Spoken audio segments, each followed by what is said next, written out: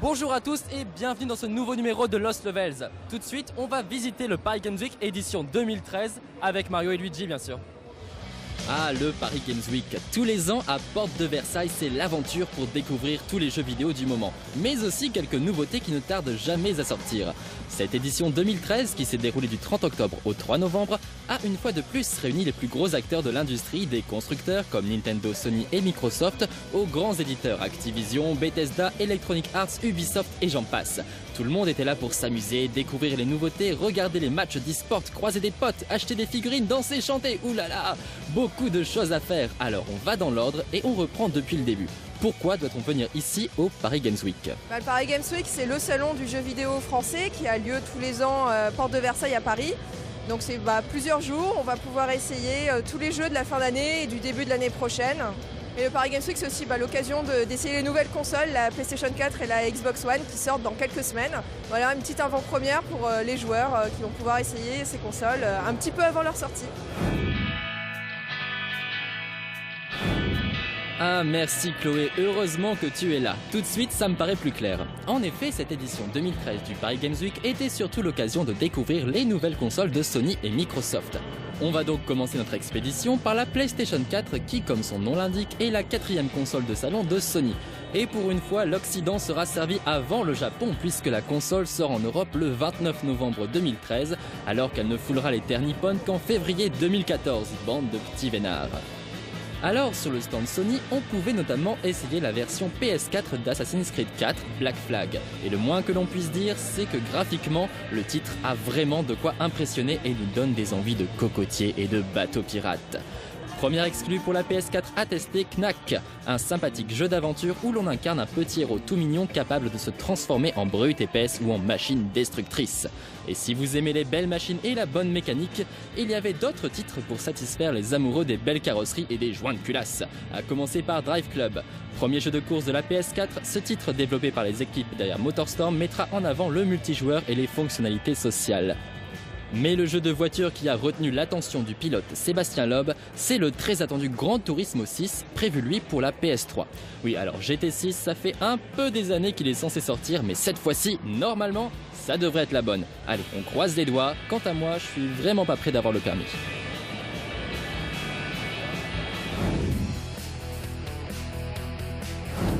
Prochain arrêt, le stand Microsoft pour découvrir la Xbox One. Cette troisième console du constructeur américain sort quant à elle le 22 novembre. Et la première grosse exclusivité chez Microsoft, c'est aussi une simulation auto Forza 5 Kiku.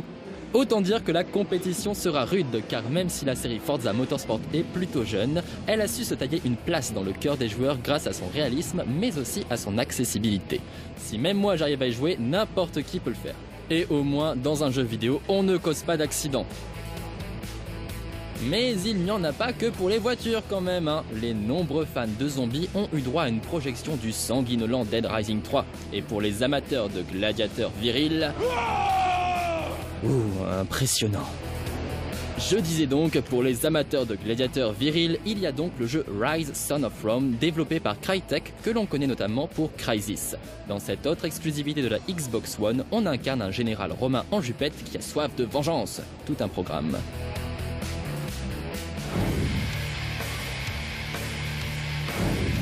À côté des stands Microsoft et Sony, il y avait bien sûr le stand du troisième constructeur Nintendo. Alors, pas de nouvelle console évidemment, puisque la Wii U et la 3DS sont encore toutes jeunes, mais beaucoup de nouveautés à essayer. Ici aussi, on fait chauffer le bitume avec Mario Kart 8 qui propose cette fois-ci des courses défiant la gravité. Et juste à côté, voici un gros matou moustachu venu illustrer Super Mario 3D World, le nouvel épisode multijoueur de la célèbre série Mario. A l'instar de New Super Mario Bros. U, on peut donc jouer jusqu'à 4 en coopération mais dans des univers en 3D. Et pourquoi est-il inévitable? Parce que l'on peut jouer avec Peach. La princesse ressort les jupons pour une nouvelle aventure pour mon plus grand plaisir. Elle peut toujours planer avec sa robe et elle est même capable de se transformer en chat elle aussi. Joli minou. Et justement, la voilà la plus sexy des sorcières, la meilleure héroïne de jeux vidéo, Bayonetta, de retour pour un deuxième épisode aussi sanglant que jouissif. Et pendant ce temps-là, à Hyrule, alors je rappelle que Zelda, c'est la princesse, ici à droite. À gauche, c'est Link. Et justement, Link repart à l'aventure sur 3DS dans un titre inspiré du légendaire A Link to the Past de la Super Nintendo. A Link Between Worlds, c'est son nom, se déroule en effet peu de temps après dans le même univers. Pour l'occasion, Nintendo a décidé de briser la linéarité de l'aventure en proposant aux joueurs de louer n'importe quel objet dès le début. Ah, salut! Ouais, t'es mignonne, mais je préfère jouer en fait. Mais je préfère Peach.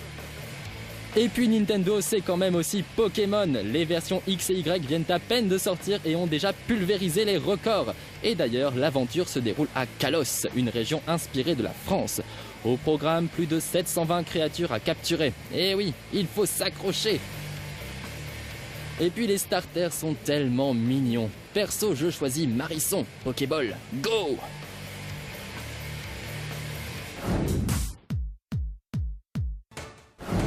Les fans de manga se sont tout naturellement dirigés vers le stand Namco Bandai qui présentait des jeux inspirés des plus grandes sagas, comme par exemple le jeu One Piece Pirate Warriors 2, où l'on pouvait bien sûr retrouver Luffy et toute sa bande de potes. Et sa castagne sévère dans ce beat'em all prévu pour la PlayStation 3. Et encore plus de baston avec Dragon Ball ZZZ Battle of Z. On pourra bien sûr incarner tous les Super Saiyans de notre enfance, mais aussi les bad guys comme Freezer, Cell et Boo, ainsi que les nouveaux personnages du dernier film Battle of Gods. Autant dire que le roster est vraiment super complet et que cette énième déclinaison de l'univers DBZ devrait combler les fans jusqu'au prochain jeu. Et toujours plus de baston avec les Chevaliers du Zodiaque, ou plutôt Senseiya en version originale pour le nouveau jeu Brave Soldiers. Et là, Namco Bandai a mis les petits plats dans les grands puisque l'on retrouve plus de 50 personnages jouables, des Chevaliers de Bronze aux Chevaliers d'Or, en passant par les Spectres et même Athéna, Poséidon et Hadès en personne. Oui, c'est impressionnant! Tellement impressionnant que j'ai perdu mon combat, dis donc. Non, en fait, je faisais seulement semblant de mal jouer.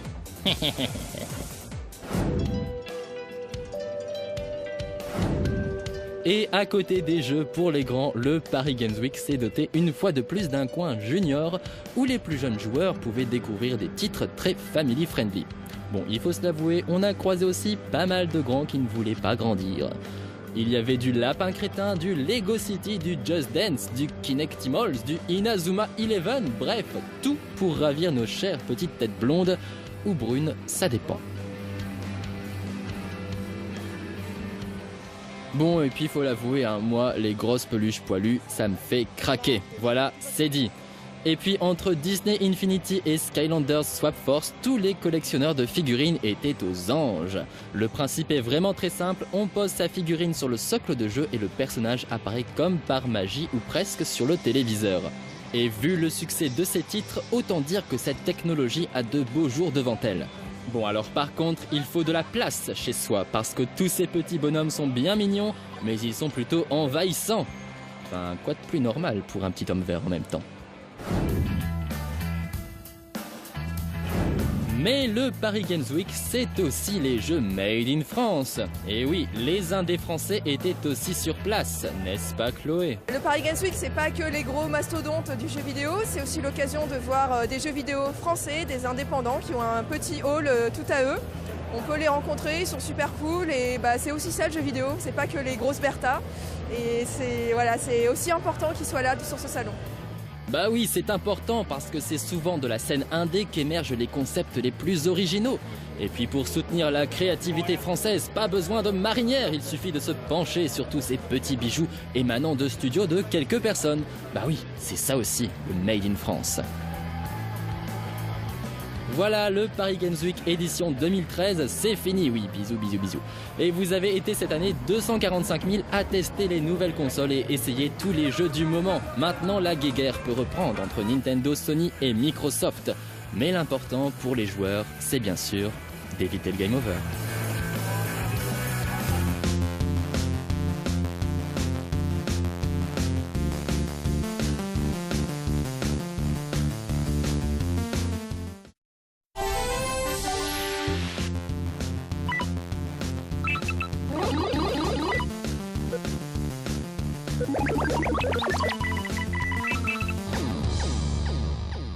Bonjour à tous et bienvenue dans ce nouveau numéro de Lost Levels. Tout de suite, on va visiter le Paris Games Week édition 2013 avec Mario et Luigi bien sûr.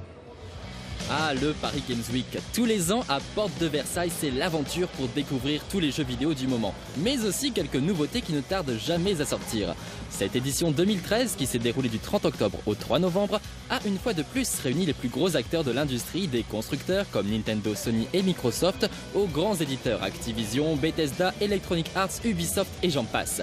Tout le monde était là pour s'amuser, découvrir les nouveautés, regarder les matchs d'e-sport, croiser des potes, acheter des figurines, danser, chanter, oulala, beaucoup de choses à faire. Alors on va dans l'ordre et on reprend depuis le début.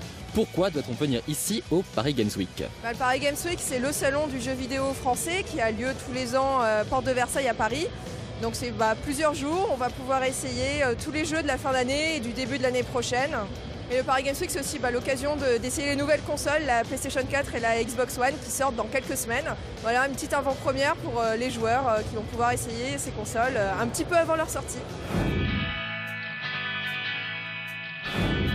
Ah merci Chloé, heureusement que tu es là. Tout de suite, ça me paraît plus clair. En effet, cette édition 2013 du Paris Games Week était surtout l'occasion de découvrir les nouvelles consoles de Sony et Microsoft. On va donc commencer notre expédition par la PlayStation 4 qui, comme son nom l'indique, est la 4e console de salon de Sony. Et pour une fois, l'Occident sera servi avant le Japon puisque la console sort en Europe le 29 novembre 2013 alors qu'elle ne foulera les terres nippones qu'en février 2014, bande de petits vénards. Alors sur le stand Sony, on pouvait notamment essayer la version PS4 d'Assassin's Creed 4 Black Flag. Et le moins que l'on puisse dire, c'est que graphiquement, le titre a vraiment de quoi impressionner et nous donne des envies de cocotiers et de bateaux pirates. Premier exclu pour la PS4 à tester, Knack, un sympathique jeu d'aventure où l'on incarne un petit héros tout mignon capable de se transformer en brute épaisse ou en machine destructrice. Et si vous aimez les belles machines et la bonne mécanique, il y avait d'autres titres pour satisfaire les amoureux des belles carrosseries et des joints de culasse, à commencer par Drive Club. Premier jeu de course de la PS4, ce titre développé par les équipes derrière MotorStorm mettra en avant le multijoueur et les fonctionnalités sociales. Mais le jeu de voiture qui a retenu l'attention du pilote Sébastien Loeb, c'est le très attendu Gran Turismo 6, prévu lui pour la PS3. Oui, alors GT6, ça fait un peu des années qu'il est censé sortir, mais cette fois-ci, normalement, ça devrait être la bonne. Allez, on croise les doigts. Quant à moi, je suis vraiment pas prêt d'avoir le permis.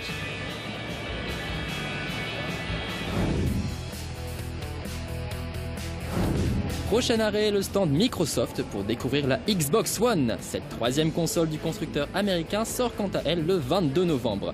Et la première grosse exclusivité chez Microsoft, c'est aussi une simulation auto Forza 5 Kiku. Autant dire que la compétition sera rude, car même si la série Forza Motorsport est plutôt jeune, elle a su se tailler une place dans le cœur des joueurs grâce à son réalisme, mais aussi à son accessibilité.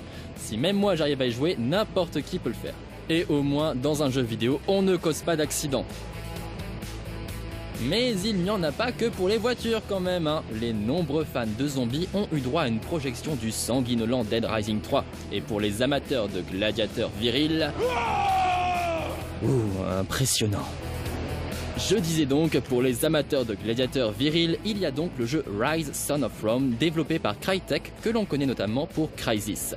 Dans cette autre exclusivité de la Xbox One, on incarne un général romain en jupette qui a soif de vengeance. Tout un programme.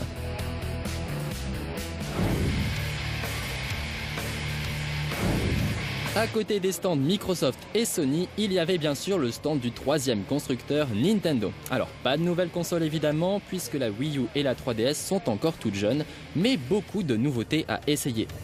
Ici aussi, on fait chauffer le bitume avec Mario Kart 8 qui propose cette fois-ci des courses défiant la gravité. Et juste à côté, voici un gros matou moustachu venu illustrer Super Mario 3D World, le nouvel épisode multijoueur de la célèbre série Mario. À l'instar de New Super Mario Bros. U, on peut donc jouer jusqu'à 4 en coopération mais dans des univers en 3D. Et pourquoi est-il inévitable ? Parce que l'on peut jouer avec Peach. La princesse ressort les jupons pour une nouvelle aventure pour mon plus grand plaisir. Elle peut toujours planer avec sa robe et elle est même capable de se transformer en chat elle aussi. Joli minou. Et justement la voici, la voilà la plus sexy des sorcières, la meilleure héroïne de jeux vidéo, Bayonetta, de retour pour un 2e épisode aussi sanglant que jouissif. Et pendant ce temps-là, à Hyrule, alors je rappelle que Zelda, c'est la princesse, ici à droite, à gauche, c'est Link. Et justement, Link repart à l'aventure sur 3DS dans un titre inspiré du légendaire A Link to the Past de la Super Nintendo. A Link Between Worlds, c'est son nom, se déroule en effet peu de temps après dans le même univers. Pour l'occasion, Nintendo a décidé de briser la linéarité de l'aventure en proposant aux joueurs de louer n'importe quel objet dès le début. Ah, salut! Ouais, t'es mignonne, mais je préfère jouer en fait. Mais je préfère Peach. Et puis Nintendo, c'est quand même aussi Pokémon. Les versions X et Y viennent à peine de sortir et ont déjà pulvérisé les records. Et d'ailleurs, l'aventure se déroule à Kalos, une région inspirée de la France. Au programme, plus de 720 créatures à capturer. Et oui, il faut s'accrocher. Et puis les starters sont tellement mignons. Perso, je choisis Marisson. Pokéball, go!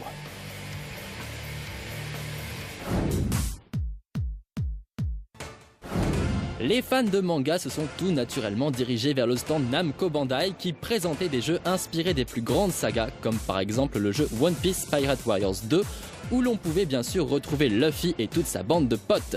Et ça castagne sévère dans ce beat'em all prévu pour la PlayStation 3.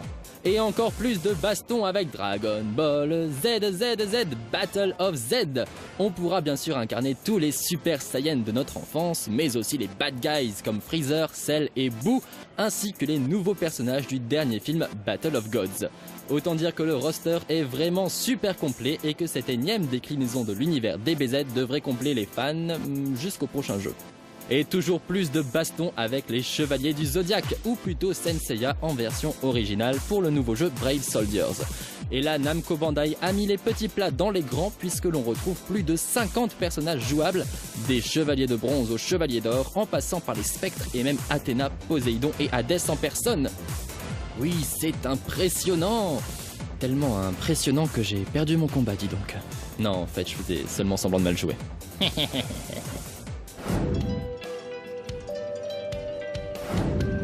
Et à côté des jeux pour les grands, le Paris Games Week s'est doté une fois de plus d'un coin junior où les plus jeunes joueurs pouvaient découvrir des titres très family friendly. Bon, il faut se l'avouer, on a croisé aussi pas mal de grands qui ne voulaient pas grandir. Il y avait du Lapin Crétin, du Lego City, du Just Dance, du Kinectimals, du Inazuma Eleven, bref, tout pour ravir nos chères petites têtes blondes ou brunes, ça dépend. Bon, et puis faut l'avouer, moi, les grosses peluches poilues, ça me fait craquer. Voilà, c'est dit. Et puis entre Disney Infinity et Skylanders Swap Force, tous les collectionneurs de figurines étaient aux anges. Le principe est vraiment très simple, on pose sa figurine sur le socle de jeu et le personnage apparaît comme par magie ou presque sur le téléviseur. Et vu le succès de ces titres, autant dire que cette technologie a de beaux jours devant elle. Bon alors par contre, il faut de la place chez soi parce que tous ces petits bonhommes sont bien mignons, mais ils sont plus